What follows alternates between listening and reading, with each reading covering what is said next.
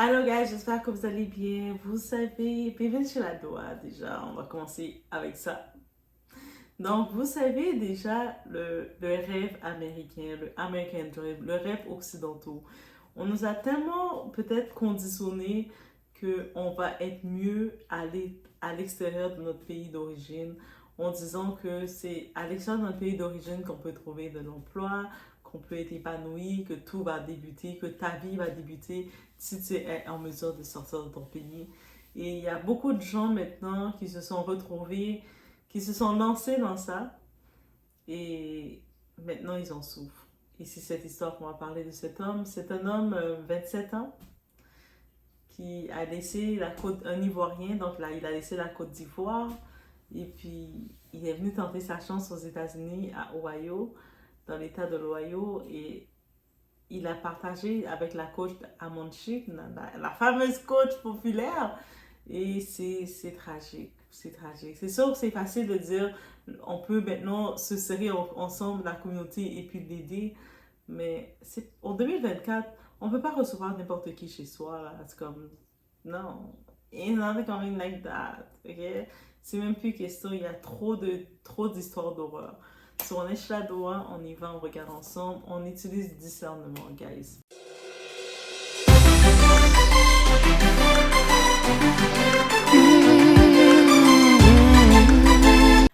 Ok, guys, qu'est-ce qui se passe? Déjà, on va commencer. Qu'est-ce qui se passe avec l'histoire de ce type-là? Vous allez pouvoir l'écouter dans la vidéo. Mais lui, c'est un type de 27 ans, en effet. Il était un étudiant, donc il avait eu des opportunités de quitter l'Afrique pour venir aux États-Unis. T'imagines le rêve de beaucoup de gens au pays, là. Beaucoup de gens au pays se disent même, ils aiment mieux être à la rue aux pays occidentaux, aux États-Unis, que d'être dans une vie dans une vie normale, dans une vie familiale en sécurité chez eux. Il y a des gens qui disent ça. Moi, ça m'avait tellement marqué quand ce type m'avait dit ça.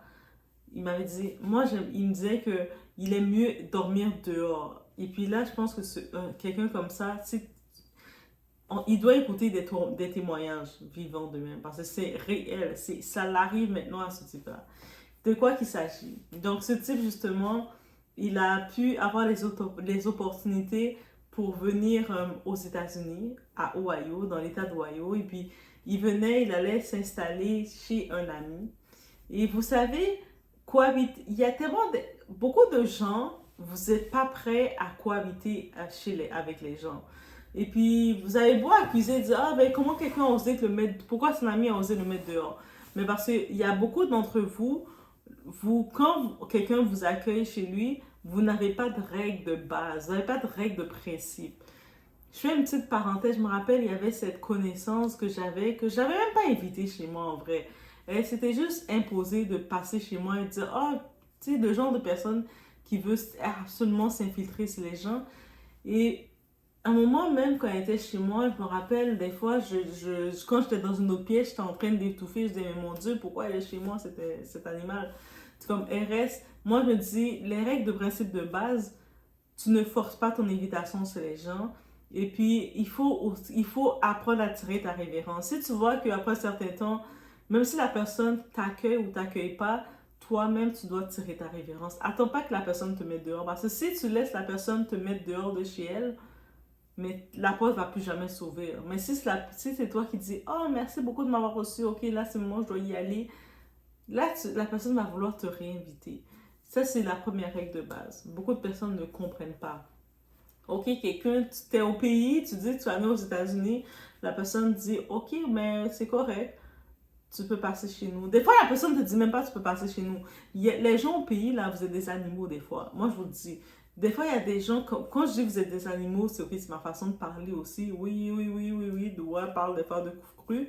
Mais quand je dis ça, parce qu'il y a des gens, vous imposez votre venue chez les gens. Vous dites, et en passant, je vais venir aux États-Unis ou je vais venir au Canada. C'est quoi ton adresse? Toi, t'es comme, quoi? Comment mon adresse? Oui, parce que j'ai besoin d'une adresse. Puis la personne te prend au dépourvu que tu donnes l'adresse et elle se retrouve chez toi. C'est comme ça le monde s'invite chez les gens et c'est pour ça que quand ils se font foutre dehors chez la personne, ils sont choqués. Comment ça tu me mets dehors de chez toi? mais t'es méchant, t'es une mauvaise personne. C'est pas que la personne qui est une mauvaise personne, c'est toi qui es un animal. Tu dois avoir un minimum de bon sens. C'est-à-dire que la première règle, vous quittez votre pays d'origine pour venir dans un autre pays. La première règle, c'est de prévoir où vous allez rester. C'est-à-dire que même si vous venez de façon temporaire, vous allez être accueilli, faire une transition chez quelqu'un. Le maximum, c'est 3 mois. 3 mois, c'est le maximum. Donnez-vous 3 mois maximum. Mais vous devez, après ça, trouver un endroit. Même si vous allez dormir dans des centres, même si vous allez, peu importe, dans des centres d'hébergement, peu importe, prendre dans des auberges. Il y a des auberges aussi. On peut rester dans des auberges. Les auberges, c'est pas cher. On peut faire une semaine, faire des forfaits de 2-3 semaines dans une auberge au pire. Mais trouvez quelque chose et de l'auberge, vous allez rencontrer d'autres personnes, mettez en colocation. Mais arrêtez de vouloir rester chez les gens jusqu'à ce que la personne est épuisée avec votre état en pensant que la personne doit vous supporter. La personne n'a pas à vous supporter, ok? Et ça, c'est tellement le problème de trop de gens qui ne comprennent pas ça et c'est irritant. C'est irritant, guys. Faut pas faire ça. C'est-à-dire, quelqu'un t'invite chez elle, mets-toi le timing de 3 mois. Et puis, même si tu dis, OK, là, tu prépares ton plan, tu t'en vas, laisse la personne te réinviter. Mais si tu laisses la personne être dégoûtée de toi parce que la personne t'avait invité pour une semaine et voit que ça fait 3 semaines que tu es chez elle, dis-toi que la personne te déteste. Même si elle ne le dit pas, elle force à sourire, elle te déteste. Parce que tu sais que quand on est dans notre maison, on est dans notre espace. C'est-à-dire, quand je suis chez moi, après une journée de travail, je mets de la musique, je me détends, je me sens relax. Tu comprends? Là, puis je sens que je peux pas être relax parce qu'il y a une spécimen dans ma maison. Donc, déjà, tu viens de me conditionner. Donc, je suis comme en mode... Je finis, par exemple, une grosse journée de travail, mais je sais qu'il y a quelqu'un chez moi. Donc, je sais que je vais pouvoir relaxer. Donc, tu viens de me conditionner à ne pas vouloir rentrer chez moi et je suis énervée. Ou sinon, des fois, les choses simples. Vous êtes là, vous voyez la personne s'achète des dinner craft ou s'achète des petits sandwichs pour manger. Allez pas, même si vous faites toute la journée dans la maison, des fois qu'on reste la journée dans la maison, on a toujours faim. Parce que quand on reste dans la maison, on mange plus. Mais allez pas manger la faim de la personne. Laissez ces petits bols et ces petits plats. C'est quoi le concept d'aller commencer à mettre votre bouche et puis commencer à manger la chose de quelqu'un? Non, faites pas ça. Ou même si vous voyez la réalité au pays et dans les pays occidentaux, c'est pas la même chose. Ça veut dire que si vous décidez que vous voulez cuire, commencer à préparer tous les plats à chaque jour, commencer que la personne rentre chez elle, ça sent le poisson, ça sent la viande, ça sent la sauce, ça sent tout. Même si vous dites que vous voulez rendre service, soyez vraiment conscient du service que vous rendez. C'est-à-dire que, excepté si la personne a acheté un plat de viande et vous sentez que elle dit « Oh, je vais le mettre décongelé pour préparer », là, ok, c'est différent. Vous apprêtez la viande pour la personne et je ne savais pas comment tu voulais faire ta viande, j'ai juste apprêté pour toi. Comme ça, tu vas pouvoir préparer à ton goût. Et là, il va être content. C'est-à-dire que si la personne est partie travailler et vous avez vu 2-3 vaisselles, 2-3 petits trucs, vous l'avez lavé, c'est normal, ça fait partie de l'état humain de laver la vaisselle. C'est pas comme si que vous êtes l'employé de la personne. C'est parce que la personne, elle allait le faire. Des fois, quand on est dans la réalité des pays occidentaux, on est tellement conditionné à travailler que des fois, on va déjeuner rapidement, l'évier va être un peu rempli.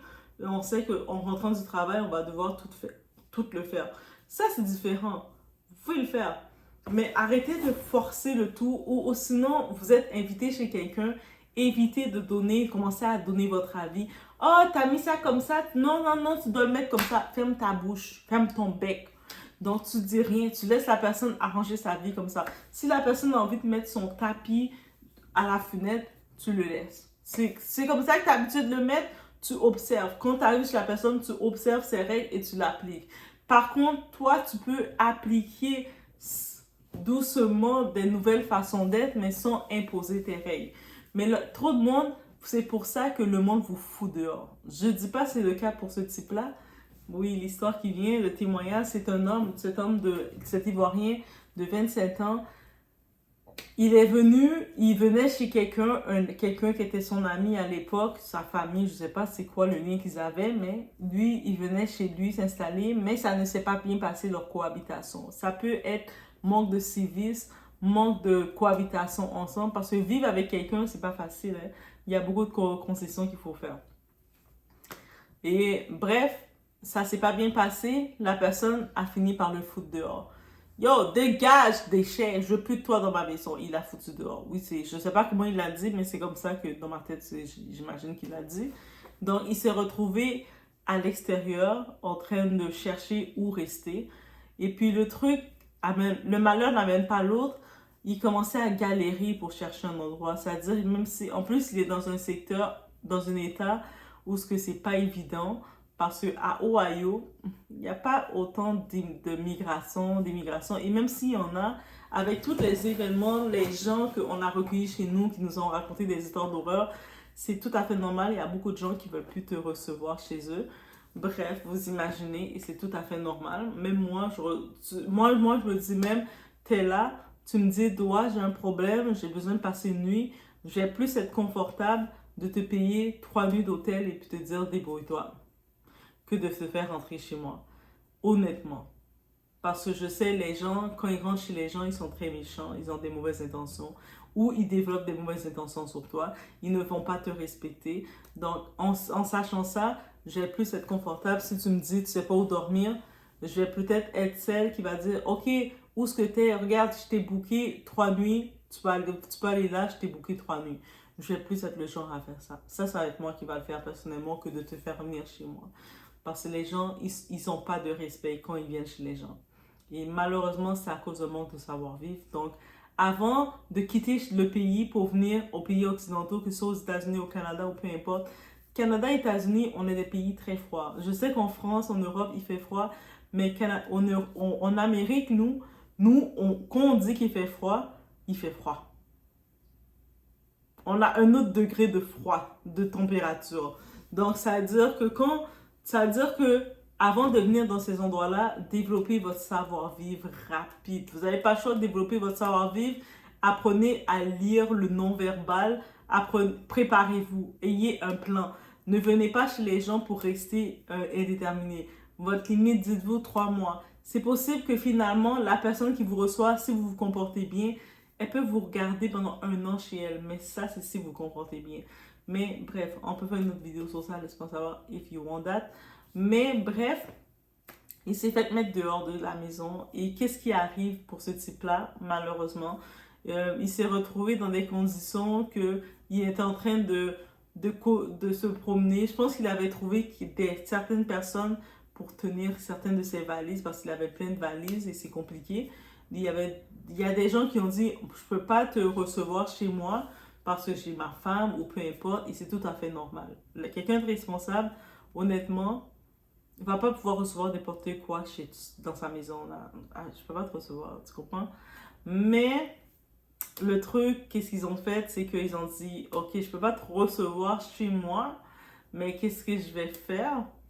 Tu peux laisser dans une garde-robe ta valise le temps que tu trouves de quoi.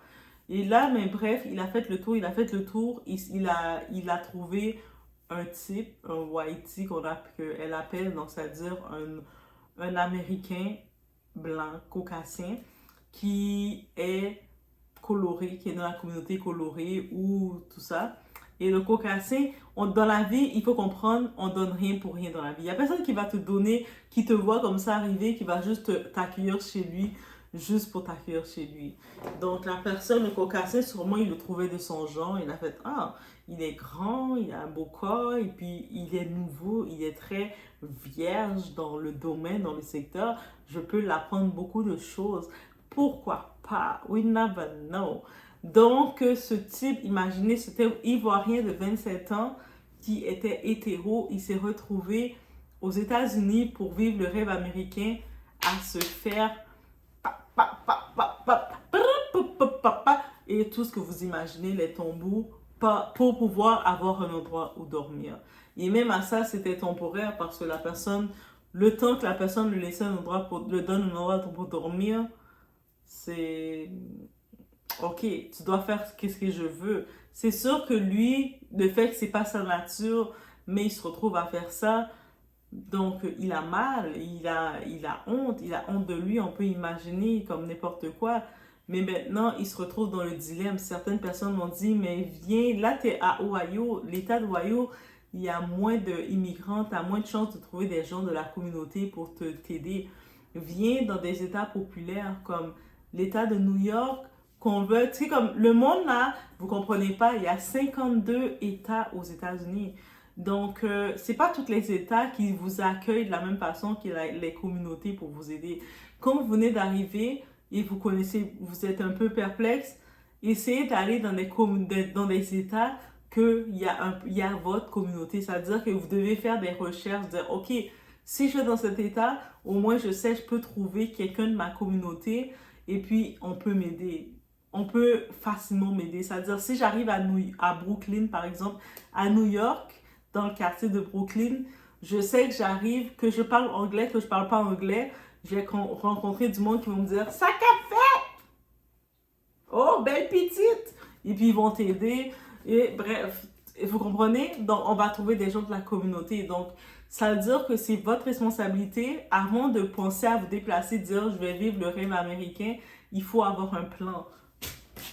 Prenez-vous votre cahier, préparez un plan. Arrêtez de dire je vais venir le rêve américain en 2024 au hasard comme ça. Sinon, vous venez au hasard, vous allez vous faire défoncer par tout le monde qui vont profiter de vous et finalement, vous n'allez jamais rien recevoir. Vous allez être meurtri. Comment tu te fais profiter comme ça, tu te fais traiter comme ça, comment tu peux vivre le rêve américain? Il n'y a aucun rêve américain que tu vas vivre. Quand tu as fini de faire ça, tu vas juste être brisé, tu vas peut-être contracter des maladies, et puis bref, you don't do nothing.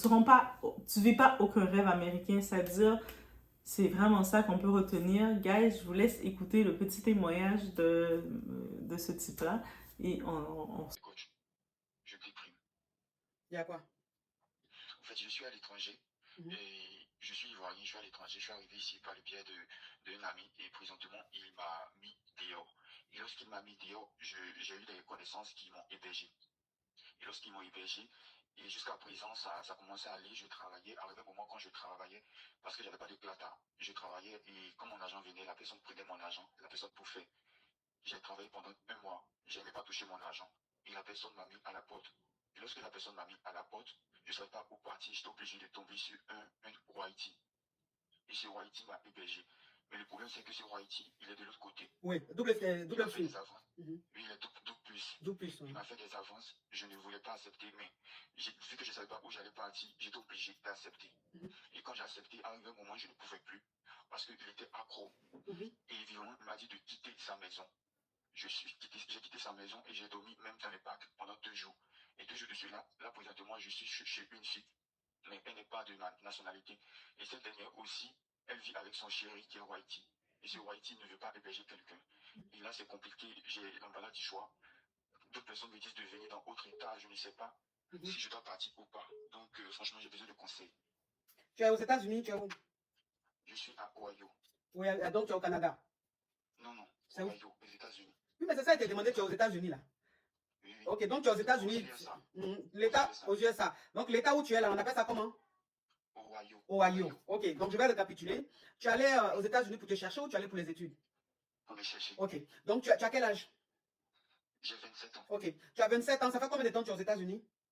Ça fait maintenant 1 an. Ok. Donc là, j'ai eu mon plein temps de travail. Je travaille aussi, je ne gagne pas depuis longtemps. Donc, vu que son Whitey a voulu que je quitte ici, mais moi, je ne sais pas si je quitte, vu que chez la personne chez qui je dois partir, je ne connais pas la personne. Et si je vais que là-bas, on me chasse encore, je ne sais pas où dormir. Je fais du travail depuis, je ne trouve pas. Ceux qui sont aux États-Unis ici savent que pour avoir du travail, c'est un peu compliqué. Et vu que je ne comprends pas. Ah, aux États-Unis, pour avoir du travail, c'est compliqué?